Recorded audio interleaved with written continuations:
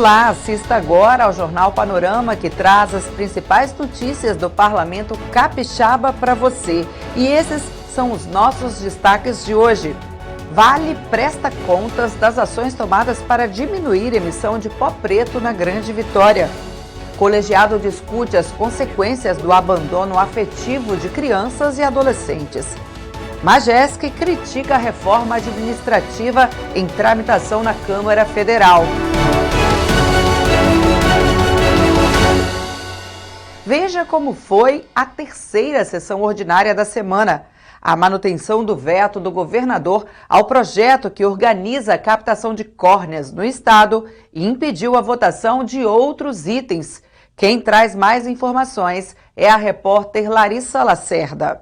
Durante a sessão desta quarta-feira, o Dia Nacional de Combate ao Abuso e à Exploração Sexual de Crianças e Adolescentes, 18 de maio, voltou a ser lembrado em plenário durante a fase dos pronunciamentos. O deputado delegado Danilo Baiense cobrou o aumento do efetivo da Polícia Civil para ampliar o trabalho promovido pela Delegacia Especializada de Proteção à Criança e ao Adolescente. Nós conclamamos a nossa palavra de hoje ao governo do estado para que aproveite o maior número possível de policiais desse concurso em andamento para que possamos melhorar o efetivo das nossas polícias, em especial da Polícia Civil do Estado do Espírito Santo. A DPCA, que funciona aqui em Jucutuquara, ela tem apenas 2 policiais por município. Vejam, município da Serra, mais de 500 mil habitantes, só 2 policiais. No entanto, no interior a situação ainda é pior, porque as DPCAs do interior, elas funcionam junto e presididas pela Delegacia de Proteção à Mulher. Então é uma delegada para as 2 delegacias, e em alguns locais nós temos apenas um servidor, um policial. Então, razão pela qual nós conclamamos o governo para que melhore o efetivo da Polícia Civil. E a garantia do direito a 6 meses de licença maternidade no Brasil foi comemorada pelo deputado Doutor Hércules. A ampliação do período de 4 para 6 meses foi publicada em março por uma portaria do INSS. O direito já era concedido às servidoras públicas e agora contempla as trabalhadoras seguradas pelo INSS. 180 dias, 6 meses, é o tempo em que a criança não tem ainda autonomia de defesa orgânica, a não ser algumas vacinas iniciais da vida, mas a autonomia que ela adquire através do leite materno, os anticorpos que a mãe passa pelo leite para a criança. Então, vendo isso, e como obstetra, como parteiro há mais de 40 anos, eu observei que essas mães tinham que ficar em casa, tinham que amamentar seus filhos pelo menos 180 dias, e conseguimos isso. Nós pedimos também ao governador em 2013 para que estendesse para todas as mulheres, todas as mamães que amamentam, e também aquela que não amamenta, mas que acalenta a criança no seu colo, aquela que sussurra no ouvido da criança dando uma mamadeira e que dá o seu calor também do seu peito para a criança. Essa criança também com certeza será uma criança mais calma e uma criança, um adolescente melhor. E o deputado Sérgio Majesc criticou pontos da proposta da reforma administrativa em tramitação na Câmara Federal. O texto deve ser votado nesta quinta-feira na Comissão de Constituição e Justiça. Para Majesc, as mudanças atingem os servidores com salários mais baixos, mas não interferem nos cargos de alto escalão dos poderes executivo, legislativo e judiciário. Não dá para você pensar numa reforma falando que essa reforma, ela, de certa forma, acaba com a estabilidade, provoca outras formas de contratação, mexe na questão de férias, de progressão e não sei mais o quê. Eu não estou dizendo que isso não possa ser modificado, eu acho que até pode ser discutido e modificado. Só que isso atinge quem efetivamente dentro do setor público? Basicamente professores e algumas outras profissões. Isso não mexe com as castas privilegiadas, por exemplo, dos militares, não mexe com as caças do judiciário, nem do legislativo, nem do executivo, porque, na verdade, você imagina assim, a média, por exemplo, salarial de um professor hoje no Brasil, ela, assim, se comparado, por exemplo, a um juiz em final de carreira, mesmo estadual ou federal. Então, assim, um juiz em final de carreira tem um salário 20, 30, 40 vezes maior do que um professor. E aí você vai mexer na questão do professor, mas não mexe na questão do judiciário. Isso não faz o menor sentido. Quanto custa, por exemplo, um deputado estadual ou um deputado federal no Brasil? Não só em termos de quanto é o salário dele, mas o custo dele. Por exemplo, quanto custa cada gabinete? Né? Como eu mencionei ali, um gabinete aqui da Assembleia Legislativa é como se fosse uma microempresa em número de empregados. Então, essas coisas essas questões têm que ser revistas antes de mexer, por exemplo, com professor, com policial e essas carreiras de menor ganho no Brasil. Já na fase da ordem do dia, o primeiro item da pauta, veto do governador ao projeto que autoriza o Departamento e Serviços Médicos Legais a promover a captação de córneas no Estado, continuou em prazo regimental na Comissão de Justiça. Por se tratar de veto que tem prioridade de votação, os demais itens não puderam ser analisados e voltam à pauta da sessão de segunda-feira. É com você, Patrícia. Obrigada, Larissa. Vamos agora dar um giro nas reuniões das comissões permanentes. No Colegiado de Meio Ambiente, a Vale fez mais uma prestação de contas à Assembleia sobre as ações tomadas para diminuir a emissão de pó preto. As medidas foram estabelecidas no TCA, assinado em 2018 pelas empresas Vale, ArcelorMittal, Governo do Estado e o Ministério Público, nas esferas federal e estadual. O gerente de meio ambiente da Vale, Romildo Fracalossi, apresentou as ações da empresa em cumprimento do Termo de Compromisso Ambiental, o TCA, para controle das emissões atmosféricas na Grande Vitória. Fracalossi mostrou um balanço das 48 metas estipuladas no TCA. 8 foram cumpridas e as demais estão em andamento ou em análise pelo IEMA, o Instituto Estadual do Meio Ambiente. O prazo é até 2023. O gerente também falou sobre a redução das emissões de poeira difusa. O gráfico que nos mostra aí as emissões de poeira das fontes difusas. Nós temos aí desde 2010, e a nossa meta em 2023 é reduzir 93% em relação a 2010. Os valores de 2010, 2013 e 2015 são valores de inventário. O valor de 2015 é do último inventário feito pelo IEMA. E a partir de 2017, são as nossas medições que nós fazemos com nossa rede interna de monitoramento, a nossa rampa. Em 2021, nós estamos com acumulado até abril em torno de 41 kg por hora em todas as nossas fontes difusas do nosso complexo. Isso dá uma redução próxima a 83%, e a gente está trabalhando para que chegar a 21 com uma redução de 93%, que equivaleria a uma taxa de emissão em torno de 21 kg por hora. O grande trabalho é agora, porque a gente está falando em reduzir cada vez uma taxa de redução menor para chegar aos 21, e isso faz com que os esforços dos nossos controles devam ser maiores, para que a gente possa conseguir realmente atingir a nossa meta de 21 kg por hora. Estamos trabalhando, e com isso, com a nossa rampa é possível acompanhar esses resultados. Mas o representante da ONG Juntos SOS-ES Ambiental, Irailton Moreski, disse que dados coletados em março nas estações de monitoramento da Ilha do Boi, em Vitória, mostram aumento na poeira sedimentada. O objetivo era visando incrementar o controle das emissões atmosféricas. Nós continuamos vendo emissões visíveis. E contribuir ainda mais para a melhoria da qualidade do ar na região metropolitana da Grande Vitória. Então, nós fizemos um levantamento e constatamos que alguma coisa não está batendo. O senhor Romildo falou agora, estão numa redução de quase 700% das suas emissões de fontes difusas de 2009 até hoje, de 297 quilos para 41 ou 42 quilos. E nós temos as medições do Hotel Senac de março de 2020, 3,6 gramas por metro quadrado, fonte IEMA. Março de 2021, 6,12. Isso significa um aumento de 70% na poeira sedimentável na estação de monitoramento do Hotel Senac.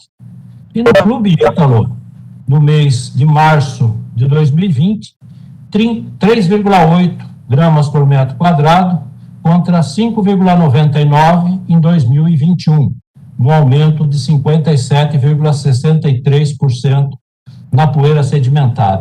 Moreski apresentou outros questionamentos que serão respondidos por escrito pela Vale.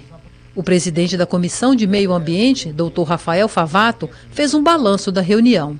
E a gente sabe ainda que tem muito a ser feito. Não é uma tarefa fácil, né? Não é uma tarefa que vai ser solucionada com um curto prazo de tempo. Nós temos as metas até 2023 que a Vale precisa cumprir, como o próprio Irailton mesmo fez a sugestão e colocou as ponderações. Já foram gastos 600 milhões, né, de reais em relação a essa melhora, mas tem um investimento que a própria Vale se condicionou a fazer de 1,2 bilhões, que tem realmente essa meta na sua programação, e é por isso que a gente pede aqui a continuação desse empenho, que esse empenho se perpetue, essa garra se perpetue, essa vontade de fazer acontecer, de melhorar, se perpetue ainda mais, né? Assim, é o meu desejo como cidadão espírito-santense. Na Comissão de Proteção à Criança e ao Adolescente, a pauta foi as consequências do abandono afetivo da população infanto-juvenil. Os efeitos provocados pelo abandono afetivo de crianças e adolescentes nos níveis individual e coletivo foram debatidos em reunião na Assembleia Legislativa. A falta de uma rede integrada de atendimento, as dificuldades com a lei e a pouca interlocução entre as instituições foram identificadas como obstáculos para uma melhor ação dos poderes públicos. Existe esse projeto de lei, deputado, que vem sendo muito discutido nos grupos de juízes, de nós conseguirmos entender, no momento de uma tipificação, como é que nós poderíamos punir um ser humano por não ser capaz de amar o outro. Né? Um pai e a mãe que não amam o seu filho. A tipificação ficaria muito difícil para a segurança pública, para os policiais e para o sistema de justiça. O que seria interessante seria nós unirmos as instituições para combatermos essas violências, para trabalharmos as violências na família. Os pais agressores, deputados, provavelmente não aprenderam nenhum afeto. E mesmo que haja uma lei que se prenda o pai e a mãe daqueles agressores que não aprenderam nenhum afeto através das suas famílias, eles não vão se tornar afetuosos porque o pai e a mãe foram condenados criminalmente. O representante do Instituto Brasileiro de Direito de Família falou sobre questões que envolvem a legislação sobre o assunto. Não se pode obrigar ninguém a amar ninguém, mas o Estado deve chamar à responsabilidade aqueles que não cuidam de seus filhos por meio da reparação civil. A afetividade pode se traduzir como fonte de obrigação jurídica, porque todos os cuidados necessários para o desenvolvimento saudável da criança e do adolescente devem ser preservados. Sem isso, não há sujeito, não há humanidade. É a obrigação dos pais de cuidarem dos seus filhos.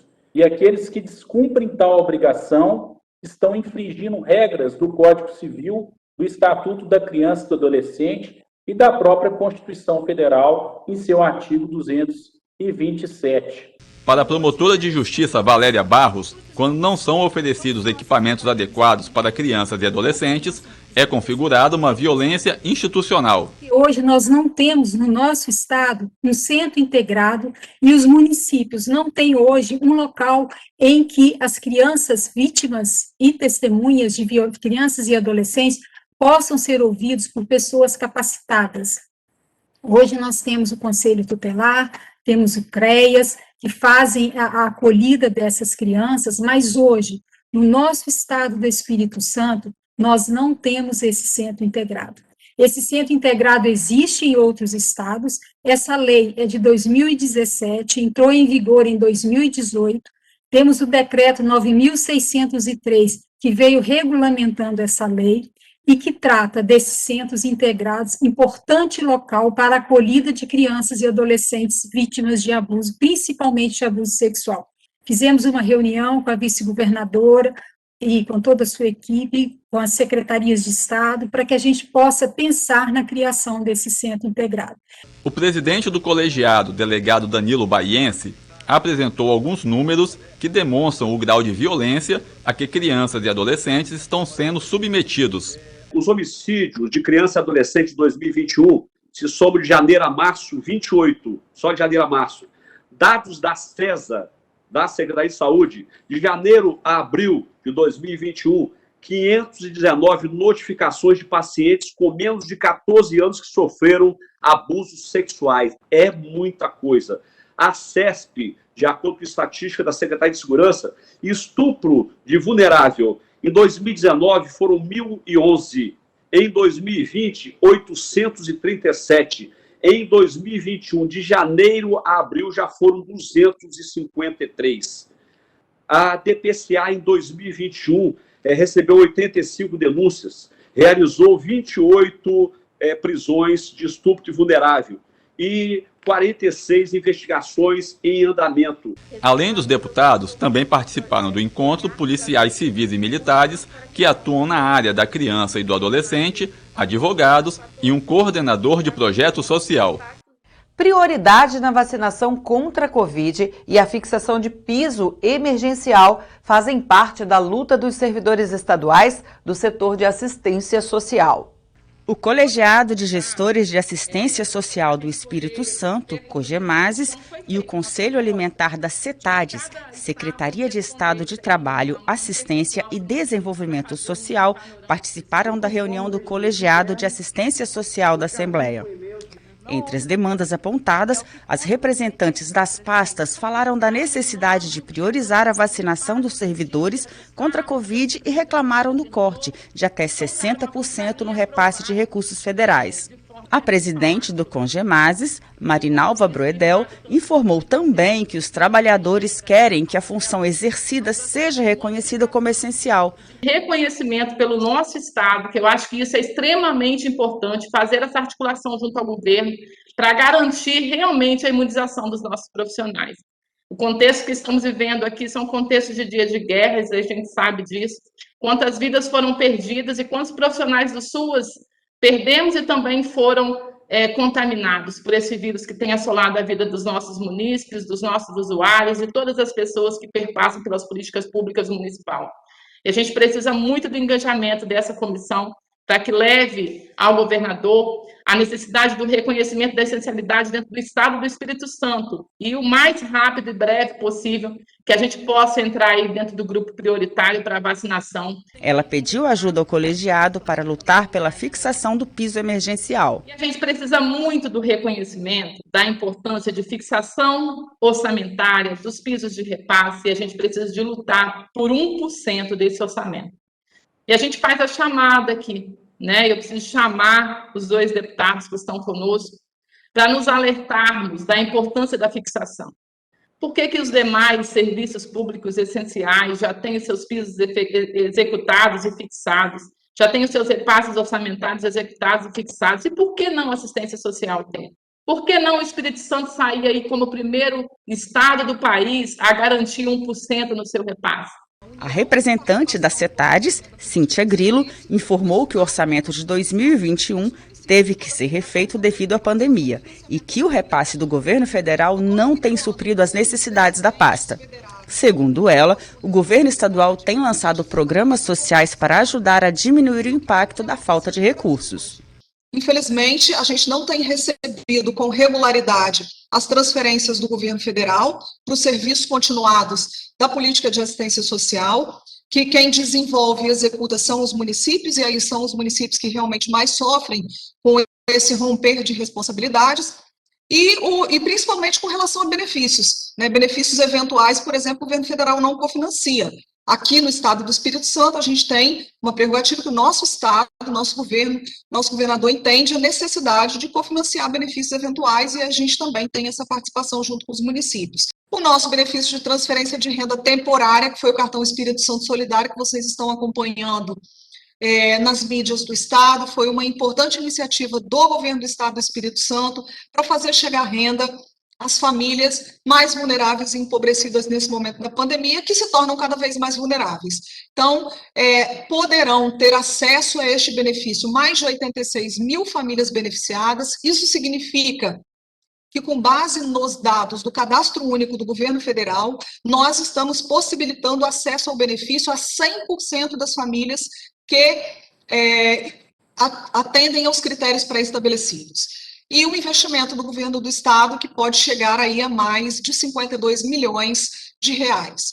O colegiado propôs continuar o debate e buscar ajuda na luta pelo piso emergencial. Nós estamos precisando de botar pelo menos 1%, presidente, da verba do orçamento. Vamos ver se a gente faz agora, quando chegar a LDO aqui, colocar, né, Irene, 1% para a secretaria tão importante. O Jornal Panorama de hoje chega ao fim e a gente reforça o alerta sobre os cuidados com o coronavírus. Por isso, mantenha distanciamento social, evite aglomerações. Se puder, fique em casa. Se sair, use máscara e álcool em gel. Lembrando que a TV Assembleia está mais perto de você e agora no canal 3.2, aberto e digital.